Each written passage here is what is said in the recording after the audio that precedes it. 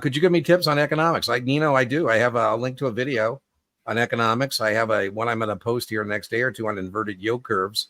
But I have two. I have an economics lecture I'll link to in the video description, and I have an economics class replay that I will link.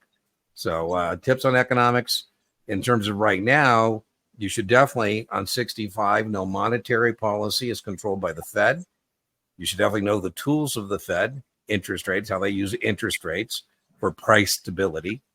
You should definitely know fiscal policy is covered by controlled by Congress and the president.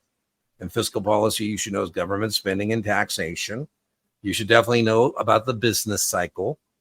You should definitely know that 2 calendar quarters of declining GDP is a recession. 6 calendar quarters of declining GDP is a depression. Mainly big items. I would know an inverted yield curve is when short-term rates are higher than long-term rates. I would know it's a negative leading economic indicator. So there's a couple nuggets for you, but I will link to an economic lecture. Anything else? Any nuggets you want to toss in there, Brian? Exports and imports. Oh, there you go. Balance of trade. Brian's right. Definitely have a handle on debits or credits and how the value of the dollar affects the balance of trade. So, Nino, I am a U.S. importer. I import, Swiss watches, sapphires from Thailand, cigars from Cuba.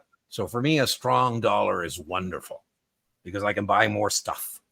However, I contribute to the trade deficit. So a strong dollar is not good for U.S. exporters. It's good for U.S. importers. And a weak dollar would be good for U.S. exporters because they can get a little more bang for their buck, so to speak. But I'll link. Brian's absolutely right. That's testable too.